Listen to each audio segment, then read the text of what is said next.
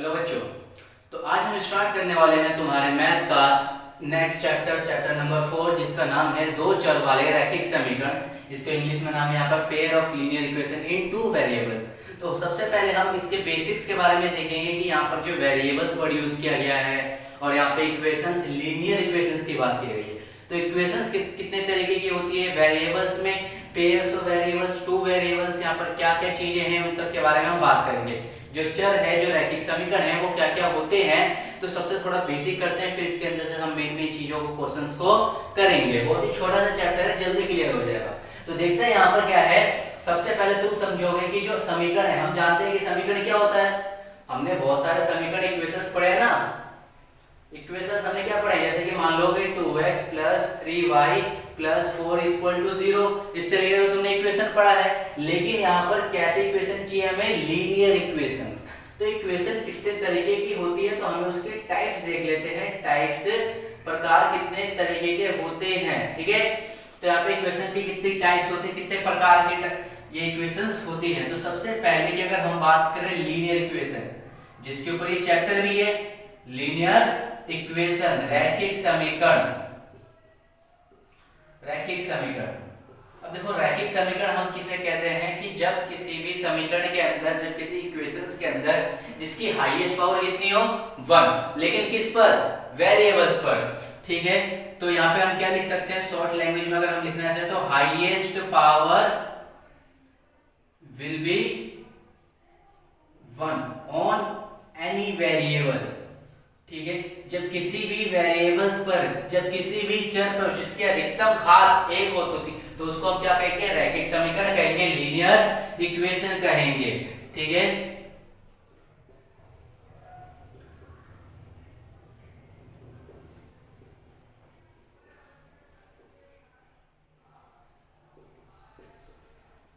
अब जैसे कि एग्जांपल यहाँ पर देखोगे, तो यहाँ पर लीनियर इक्वेशन के एग्जांपल हमारे पास कौन सा हो सकता है। जैसे कि मान लो अगर मैंने लिख दिया 2x + 4, ये क्या है, that's a linear equation, linear equation, रैखिक समीकरण। क्यों, क्योंकि इसकी ऊपर हाईएस्ट पावर कुछ नहीं है, तो क्या है, 1 है। दूसरा एग्जांपल देखोगे, अगर मैंने लिख दिया कि 2x + y + 4, तो ये भी कैसा इक्वेशन है, कैसा समीकरण है, लीनियर इक्वेशन ही है, रैखिक समीकरण ही है। क्यों, क्योंकि इसके ऊपर भी 1 है, इसके ऊपर भी 1 है। लेकिन अगर मैंने लिख दिया 2x² + y + 6, तो यहाँ पर 1 तो है, लेकिन यहाँ पर सबसे बड़ा कौन हो गया, 2, और हमें सबसे ज्यादा हाईएस्ट कितनी होनी चाहिए, सिर्फ 1 ही होना चाहिए। तो ये वाली इक्वेशन हमारी क्या हो जाएगी, गलत हो जाएगी। तो लीनियर इक्वेशन का याद रहेगा, हाईएस्ट पावर कितनी होनी चाहिए, 1, और किसी भी वेरिएबल्स पर अगर मान लो कि नंबर्स पर अगर पावर है, तो उससे हमें कोई मतलब नहीं है। किस पे होना चाहिए, वेरिएबल्स पे, वेरिएबल्स पे पावर्स होनी चाहिए। क्लियर। और कौन कौन से यहाँ पे इक्वेशंस होते हैं 9th क्लास के हिसाब से, तो 9th क्लास के से हो गए लीनियर इक्वेशन, फिर एक होता है क्वाड्रेटिक इक्वेशन। कौन सा होता है, क्वाड्रेटिक इक्वेशन, जिसको हिंदी में कहते हैं द्विघात समीकरण। द्विघात समीकरण, जिसे हम शॉर्टकट लैंग्वेज में लिख देते हैं यहाँ पे हाईएस्ट पावर 2, यहाँ पे पूरा लिख देना highest power 2 will be on any variables. तो हाईएस्ट पावर यहाँ पर कितनी होनी चाहिए, 2। अधिकतम घात कितनी होनी चाहिए, यहाँ पर 2 होनी चाहिए। याद रखोगे कितनी, 2, ठीक है। अधिकतम घात 2। अब इसका एग्जांपल हम देख लेते हैं। इसका एग्जांपल ये वाला हो जाएगा जो हमने अभी किया ना, गलत, 2x² + y + 6, इसके अंदर 1 भी है 2 भी है, लेकिन बड़ा कौन है, 2 बड़ा है ना 1 से। तो यहाँ पर ये कैसा इक्वेशन हो जाएगा, क्वाड्रेटिक इक्वेशन हो जाएगा, ठीक है, द्विघाती समीकरण हो जाएगा। अगर मैं लिखता हूँ x² + x, तो ये भी कैसे की समीकरण है, द्विघाती समीकरण ही होगा। क्लियर। फिर कौन सा है, एक तुम्हें सिर्फ 3 ही पढ़ना है 9th क्लास के अंदर, 3 ही तरह की इक्वेशंस पढ़नी है। फिर एक तीसरा है क्यूबिक इक्वेशन। कैसा है, क्यूबिक इक्वेशन, जिसको हिंदी में कहते हैं त्रिघाती समीकरण। क्या कहते हैं, त्रिघाती समीकरण। क्लियर। जिसके नाम से समझ जाओ, त्रि मतलब कि 3, क्यूब का मतलब किससे होता है, 3 से होता है। 8th क्लास के अंदर भी तुमने पढ़ा होगा। तो हाईएस्ट पावर कितनी, हाईएस्ट पावर 3, ठीक है। यहाँ पर अधिकतम घात कितनी होनी चाहिए, 3 होनी चाहिए। अधिकतम घात कितनी होनी चाहिए, 3 होनी चाहिए। इसके एग्जांपल हम देखेंगे। इसके एग्जांपल क्या हो सकता है, अगर मैंने लिख दिया मैंने x³ 3 + x² 2 + x, तो यहाँ पर 1 भी है, 2 भी है और 3 भी है। तो कैसे है, सबसे बड़ा कौन दिख रहा है हमें, 3। जो सबसे बड़ा दिख रहा है उसके हिसाब से, उसके अकॉर्डिंग हम इक्वेशन डिसाइड करते हैं कि कौन सा इक्वेशन होगा। तो इसमें से सबसे बड़ा हमें दिख रहा है 3, तो कौन सा इक्वेशन हम बोल देंगे इसको, क्यूबिक इक्वेशन। ये नहीं कि 1 है तो इसको हम लीनियर भी बोलेंगे, क्वाड्रेटिक भी बोलेंगे और क्यूबिक नहीं। जो सबसे बड़ा कौन है, 3 है। तो कैसा हो गया, क्यूबिक इक्वेशन हो गया। अब मान के चलो कि मैंने यहाँ पे लिख दिया कि x की पावर 3 प्लस x। जरूरी नहीं कि तीनों होने चाहिए, 2 भी होना चाहिए, 1 भी होना चाहिए। सबसे बड़ी से मतलब है भैया हमें, सबसे बड़ी कौन सी दिख रही है तुम्हें, 3 दिख रही है। तो बस यहाँ पे कौन से एग्जांपल हो गए, किसका एग्जांपल है ये, क्यूबिक इक्वेशन का है, त्रिघातीय समीकरण का है। तो 9th क्लास के हिसाब से तुम्हें जो है 9th क्लास के अकॉर्डिंग तुम्हें 3 तरह के इक्वेशंस को याद रखना है, लीनियर इक्वेशन, क्वाड्रेटिक इक्वेशन और क्यूबिक इक्वेशन। तो ये तो हमने समझ लिया कि जो लीनियर इक्वेशन है किसके बारे में बात कर रहा है, लेकिन हमसे कह रहा है कि 2 वेरिएबल्स, 2 चर, कौन से, 2 वेरिएबल्स, 2 चर के बारे में बात करना है हमें। अब ये 2 चर कौन से होते हैं इसके बारे में भी देखते हैं। आइए, तो मैंने यहाँ पे नया इक्वेशन ले लिया, पुराने यहाँ पे इक्वेशन से तुम बोर हो गए होगे। तो यहाँ पे नए इक्वेशन में देखोगे 3x + 6y + 9। तो हमें किसके बारे में बात करना था, चरों के बारे में बात करना था, वेरिएबल्स के बारे में। तो वेरिएबल्स कौन से होते हैं, जो इस इक्वेशंस के अंदर यहाँ पर ये जो x y z जो तुम यूज करते हो ना, यहाँ पर 3x + 6y या फिर 4z, इस तरीके से जो ABCD जो यूज करते हो, तो इसी चीज को हम यहाँ पर क्या कहते हैं, वेरिएबल्स कहते हैं। क्या कहते हैं, वेरिएबल्स। याद रखना, ये जो x y साथ में जो लगते हैं, x y ABCD z जो भी अल्फाबेट्स यूज होते हैं, तो इन्हीं चीज को हम क्या कहते हैं यहाँ पर, वेरिएबल्स कहते हैं। क्लियर। और ये जो नंबर्स होगा, इन सभी नंबरों को हम यहाँ पर क्या कहेंगे, इन सभी नंबरों को, ध्यान रखना नंबर पे मैंने एरो बनाया है, इन नंबर को हम कहते हैं कांस्टेंट। क्या कहते हैं, कांस्टेंट। इसको कहते हैं चर और इसको कहते हैं अचर। ठीक है, याद रखना ये जो x y होते हैं। अब यहाँ पर 2 वेरिएबल्स की बात हो रही है, तो 2 वेरिएबल्स कौन से, क्या ये 2 वेरिएबल्स है, हाँ है। अच्छा, तो क्या ये 2 वेरिएबल्स नहीं होंगे, क्या ये 2 वेरिएबल्स नहीं होंगे, तो क्या ये 2 वेरिएबल्स नहीं होंगे, तो नहीं, ये 2 वेरिएबल्स नहीं होंगे, 2 चर नहीं होंगे। क्यों नहीं होंगे, क्योंकि ये एक ही चर है, यहाँ पर भी x है और यहाँ पर भी x है। इसको ऐसे समझोगे कि अगर मान लो कि तुम हो और तुम्हारा एक, तुम हो तो एक ही इंसान, लेकिन तुम्हारे नाम कई हैं। स्कूल में दोस्त कुछ और कहते होंगे, घर पे मम्मी पापा किसी और नाम से बुलाते होंगे, और जहाँ पे अगर कहीं मान लो स्कूल में तुमने कुछ और नाम लिखवा रखा हो, ठीक है, तो यहाँ पर क्या है, इंसान एक है लेकिन नाम उसके अलग है। ठीक वैसे ही यहाँ पर क्या है कि जो इक्वेशंस के अंदर जो वेरिएबल्स है, जो चर है, वो है एक ही, चाहे उसके ऊपर पावर 2 लग जाए, चाहे उसके ऊपर पावर 3 लग जाए, या उसके ऊपर पावर 1 हो। तो कैसा वेरिएबल है ये, 1 वेरिएबल। याद रखोगे कैसा वेरिएबल है ये, 1 वेरिएबल। क्लियर, एक ही चर है ये बेचारा, अकेला, सिंगल। ठीक है, तो कैसा चर है, एक चर है, लेकिन इसके अंदर देखो x भी और y भी है, मतलब 2 अलग अलग इंसान। तो हमें इसी के बारे में बात करना है, 2 चर, 2 वेरिएबल्स। क्लियर, शायद अब क्लियर हो गया होगा कि 2 चर हमें किस लिए बात करना है। क्लियर।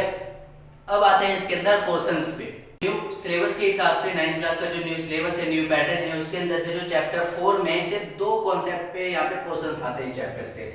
सिर्फ तुम्हें 2 कॉन्सेप्ट याद रखने हैं। सबसे पहला कॉन्सेप्ट तुमसे पूछेगा कि find the solution of this equations, इस समीकरण के हल ज्ञात करो। कोई भी एक इक्वेशन दे देगा तुमसे और पूछेगा कि इसके अंदर कितने हल हो सकते हैं। सबसे पहली बात तो ये याद रखो कि रैखिक समीकरण के अंदर कितने हल हो सकते हैं, तो अनगिनत, अनेक हो सकते हैं, अनगिनत हो सकते हैं। ठीक है, how many solution possibles in this linear equations, so many solutions are possible in the linear equations। बहुत सारे पॉसिबल्स हैं सॉल्यूशन इसके अंदर। ठीक है, कैसे है, अब इसी के अंदर मैं तुम्हें 3-4 तरीके से करके दिखाता हूँ। अब क्वेश्चन आता है कि इसके 4 हल निकालो, 3 हल निकालो, 5 हल निकालो, कि find the 3 solutions, 4 solution, 5 solutions. ठीक है, तो हम यहाँ पर देखते हैं कैसे सॉल्यूशंस करते हैं। तो सबसे पहले कुछ नहीं करना, तुम्हें खुद से या तो x या तो y, या तो x या तो y, किसी एक की वैल्यू लेट कर लेनी है। और कहां से लेट करोगे, चाहो तो तुम 0 से भी लेट कर लो, चाहो तो 1 से कर लो, लेकिन मोस्ट प्रोबेबली 1 से करोगे तो ज्यादा बेटर रहेगा। तो हमने लेट कर लिया, यहाँ पर क्या है, x = 1, x की जगह क्या रखना है, 1 रखना है, ध्यान रखना। तो 6 × 1, क्योंकि कुछ नहीं है तो क्या मतलब होता है, मल्टीप्लाई, प्लस 4 × y, 4y ही लिख दो चाहो तो इसको, = 7, 6 × 1 = 6, प्लस 4y = 7, प्लस का जाएगा तो क्या हो जाएगा, माइनस का। ठीक है, तो 7 - 6 and 4y equal to minus कर दोगे कितना 1 और मल्टीप्लाई से जाएगा तो क्या हो जाएगा डिवाइड, तो एक y की वैल्यू मिल गई क्या। तो फर्स्ट सॉल्यूशन क्या हुआ कि अगर मैं x की वैल्यू 1 रखता हूं तो मेरे को आंसर y की वैल्यू में क्या मिल जाएगा 1/4 मिल जाएगा। क्लियर। सेकंड सॉल्यूशन देखोगे, अगर मैं यहां पर x की वैल्यू 2 रख देता हूं, क्या इस बार x की वैल्यू मैंने 2 रख दी, तो 6 into 2 plus 4 into y is equal to 7, 6 2 जा 12 plus 4 y is equal to 7 plus का जाएगा तो फिर से वही माइनस और 4y is equal to minus का 5, प्लस माइनस आता ही है, जो जिसकी बड़ी सिग्नेचर जिसका बड़ा साइन उसको क्या कर देना, उसका साइन उठा के रख देना है। तो बड़ा कौन है 12, साथ में कौन है माइनस, तो माइनस आ जाएगा, y is equal to multiply से जाएगा तो डिवाइड, तो दूसरी वैल्यू ये आ गई हमारे पास y की। क्लियर। थर्ड वैल्यू पे चलते हैं। अगर अच्छा चलो x नहीं रखना y रख लेते हैं, इस बार y रख के देख लेते हैं। y रख दिया, चलो मैंने 2, y भी मैंने क्या रख दिया 2। x कोई भी वैल्यू एक बार सेम नहीं होनी, जैसे मैंने x1 रखा x2 रखा, लेकिन मैंने y की वैल्यू देखो कहीं भी 2 नहीं आई है मेरी, तो मैं y2 रख सकता हूँ। मैं चाहता तो y1 भी रख सकता था, मेरी मर्जी, कुछ भी रख दो। ठीक है, यहाँ पे अपनी मर्जी चलती है, मैं चाहे ये करूँ मैं चाहे वो करूँ, अपनी मर्जी है सब। ठीक है, तो यहाँ पे क्या करना है 6x plus 4 into 2 is equal to 7, 6x plus 4 2 is 8 is equal to 7, same चीज प्लस का जाएगा तो माइनस, और 6x माइनस कर दो कितना माइनस का 1 बचेगा, मल्टीप्लाई से क्या होता है डिवाइड, तो x की वैल्यू कितनी आ गई माइनस का 1/6, तो थर्ड वैल्यू ये हो गई। फोर्थ वैल्यू चाहो तो ऐसे भी कोई वैल्यू रख लो, फिफ्थ चाहते हो तो फिर से कोई अलग वैल्यू रख लो। तो यही कि यहाँ पे इस क्वेश्चन का मतलब है कि तुमसे कोई से भी 3-4 पूछ लेगा कि फाइंड द 3 सॉल्यूशन और 4 सॉल्यूशन और 5 सॉल्यूशन ऑफ दिस इक्वेशन, तो तुम्हें क्या करना है डरना नहीं है, बस कोई से भी एक दो वैल्यू रखते चले जाओ, 1 रख लो 2 रख लो 3 रख लो 4 रख लो, इस तरीके से आते चले जाएगा, तुम्हारा आंसर हो जाएगा। ठीक है, तो यहाँ पे डायरेक्ट लास्ट में अगर चाहो तो तुम यहाँ पे लिख सकते हो कि जैसे मैंने 3 सॉल्यूशन निकाले, तो यहाँ पे क्या लिख सकते हो कि 3 सॉल्यूशंस ऑफ दिस इक्वेशन, तो कैसे लिखोगे, देखो इसको ऐसे ब्रैकेट में लिखना है, आंसर लास्ट में क्या लिखना है x की वैल्यू कितनी 1, क्योंकि हमने थर्ड चैप्टर में, जिसने थर्ड चैप्टर नहीं देखा होगा जाके भी थर्ड चैप्टर की वीडियो देख लेना, हम सबसे पहले किसकी वैल्यू रखते हैं 1 की रखते हैं, फिर कॉमा y वैल्यू कितनी 1/4, ठीक है, फिर कॉमा लगाए इधर बाहर, फिर दोबारा ब्रैकेट, सेकंड वाले के लिए x की वैल्यू हमने कितनी रखी थी 2, फिर y की वैल्यू कितनी आई थी माइनस का 5/4 एंड थर्ड वैल्यू x की कितनी आई थी माइनस का 1/6 एंड कॉमा y की वैल्यू कितनी 2, इस तरीके से तीन वैल्यू हम यहाँ पर लिख देंगे। ठीक है, समीकरण के 3 हल, हिंदी वाले लिख देंगे समीकरण के 3 हल। तो इस तरीके से छोटा सा क्वेश्चन कंप्लीट होता है, बस इसके अंदर से यही एक क्वेश्चन आता है चैप्टर से, मोस्टली तुम्हारे 5 नंबर के ज्यादा क्वेश्चन आते हैं, बस पेपर के अंदर 5 नंबर से ज्यादा के नहीं आएंगे, और जिसके अंदर यही पूछेगा कि 4 सॉल्यूशन निकाल के दिखा दो भैया, 3 नंबर निकाल के दिखा दो, 5 निकाल के दिखा दो, तो तुम्हें कोई सी भी वैल्यू रख दो और बस आंसर निकाल के उसको दे दो। ठीक है, अब सेकंड कॉन्सेप्ट पे यहाँ पे क्वेश्चन देखते हैं कि सेकंड क्वेश्चन कॉन्सेप्ट कैसा होता है यहाँ पर। तो ध्यान से पहले क्वेश्चन पढ़ेंगे कि चेक करेंगे कौन सा समीकरण का हल है, check these which are solution of the equations. तो यहाँ पर अगर कोई समीकरण तुम्हें दे देगा, कोई इक्वेशन दे देगा और इस तरीके से 4-5 यहाँ पे ऑप्शन दे देगा और कहेगा कि बताओ इसमें से चारों में से कौन सा इसका सॉल्यूशन है, मतलब कौन से x की वैल्यू थी और कौन सी y की वैल्यू थी। ठीक है, तो यहाँ पर हम क्या करेंगे कि एक एक करके वैल्यूज को पुट करेंगे और आंसर चेक करेंगे कि ये 7 के इक्वल है या नहीं है। आंसर कैसे मिलेगा, जो इक्वल की इस साइड में है उसके इक्वल होना चाहिए, कि जो हमारे इस साइड में खड़ा है और जो इधर है दोनों तरफ तराजू में बराबर है होना चाहिए, तभी तो वो इक्वल हो पाएंगे। इधर 1 किलो का बट्टा है, इधर 1 किलो का सामान ही नहीं मिल रहा, तो क्या तुम सामान लोगे, नहीं मिलोगे, क्योंकि तुमने तो पैसा पूरा कर दिया है ना। ठीक वैसे ही ये पैसे हो गए तुम्हारे, और इधर तुम्हें इक्वल करके चेक करना है कि इक्वल हो रहे या नहीं हो रहे। इक्वल हो रहे तो बस सामान उठाओ और उसको आंसर को टिक करो। ठीक, तो चेक करते हैं कैसे कैसे होता है। मैं सबसे पहले ऑप्शन ए ले लेता हूँ। ठीक है, मैंने ऑप्शन ए ले लिया, तो ऑप्शन ए की वैल्यू देखो 4,0 क्या है 4,0। हमें पता है कि जो सबसे पहली वैल्यू होती है वो किसकी होती है, x की होती है, सेकंड वैल्यू किसकी होती है, y की होती है। तो इस इक्वेशन के अंदर मैं क्या करूंगा 4 into x की जगह रखूंगा 4 प्लस 3 into y की जगह रखूंगा 0 इक्वल टू 7, 4 4 16 प्लस 0 के किसी से भी मल्टीप्लाई करते हैं तो 0 इक्वल टू 7, 0 की वैल्यू नहीं है मतलब नेगलेक्ट या प्लस करोगे तो आंसर सेम ही आएगा, तो 16 इक्वल टू क्या 7। क्या ये इक्वल है? नहीं है, नॉट इक्वल का साइन मारो, आगे बढ़ो, मतलब ऑप्शन ए हमारे यहाँ पे क्या हो गया? रॉन्ग। ठीक है, ऑप्शन ए आंसर नहीं होगा। ऑप्शन बी चेक करते हैं, ऑप्शन बी। तो ऑप्शन बी के अंदर क्या है? 0 एंड 4। ठीक है, तो 4 into 0 plus 3 into 4 equal to 7। 4 into 0 0 plus 4 3 12 equal to 7, plus कर दोगे तो 12 इक्वल टू 7। इक्वल हुआ? नहीं हुआ, क्रॉस मारो। ठीक है, तो यहाँ पर क्या हुआ कि ऑप्शन बी भी हमारा गलत है। ठीक है, अब ऑप्शन सी पे आते हैं। ऑप्शन सी हमारे पास क्या है? 1 एंड 1, 1 एंड 1। तो यहाँ पे क्या करेंगे? 4 into 1 plus 3 into 1 equal to 7। 4 1 जा 4, 3 1 जा 3 equal to 7, 4 plus 3 7 equal to 7। मतलब ये आंसर बिल्कुल इक्वल हो गया। तो इसका मतलब जो वैल्यूज है हमारी वो कौन सी वैल्यूज है? कौन सा सही है? ऑप्शन सी हमारा सही होगा। इस तरीके से तुम्हें पेपर में करके दिखाना होगा। ठीक है, तो तुम्हारा आंसर कौन सा हो गया? ऑप्शन सी।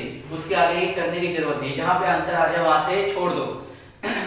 अगर मान लो कि तुम्हारा आंसर ऑप्शन ए में भी आ जाता तो ये तीन बाकी करने की जरूरत नहीं है, टीचर वहां से भी बिल्कुल नंबर देगा, काट नहीं सकता। जरूरी नहीं कि जो गलत है उसको हमें करके टाइम वेस्ट करना है। अगर ऑप्शन बी पे सही है तो यहीं पे रुक जाओ, जहां पे तुम्हारा आंसर सही हो जाए बस वहां पे रुक जाने का है। ठीक है, अब इस चैप्टर का एक लास्ट क्वेश्चन यहाँ पर बचता है। लास्ट क्वेश्चन में यहाँ पे देख लोगे कि इस तरीके से 2 नंबर के अंदर क्वेश्चन आते हैं कि find the value of k if x 2 and y 3 is the solution of equation 4x 7y k।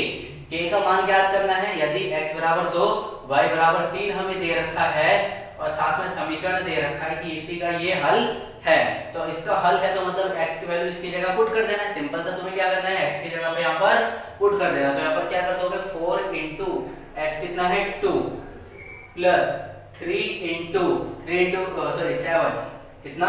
7 into y की वैल्यू कितनी? 3 इक्वल टू कितना? k। तो 2 4 जा 8 प्लस 7 3 जा 21 इक्वल टू k, और इसको प्लस कर दो तो कितना हो जाएगा? k equal to 29। कितना हो गया? k equal to 29। क्लियर? बस सिंपल सा ये 2 नंबर का क्वेश्चन आ जाता है। कई बार ऐसे बच्चे वाले 2 नंबर के क्वेश्चन दे देते हैं टीचर। ठीक है, तो इन सबको छोड़ना नहीं है। आई होप तुम्हें समझ में आया होगा। चैप्टर 4 बहुत ही इजी है, बस इन्हीं 2 कॉन्सेप्ट पे आते हैं। या तो तुम्हें इस तरीके से सॉल्यूशन खुद से पुट करके बताना है कि कौन सा है कौन सा नहीं है, वरना 3-4 सॉल्यूशन निकालने के लिए दे देगा। तो खुद से अपनी मर्जी की बात है भाई, कोई से भी नंबर रखो और आंसर उनको निकाल के दिखा दो। ठीक है, तो चैप्टर 4 हमारा यहीं पे खत्म होता है। मिलते हैं नेक्स्ट चैप्टर में। वीडियो अच्छा लगे तो अपने दोस्तों के साथ शेयर करें, सब्सक्राइब करें।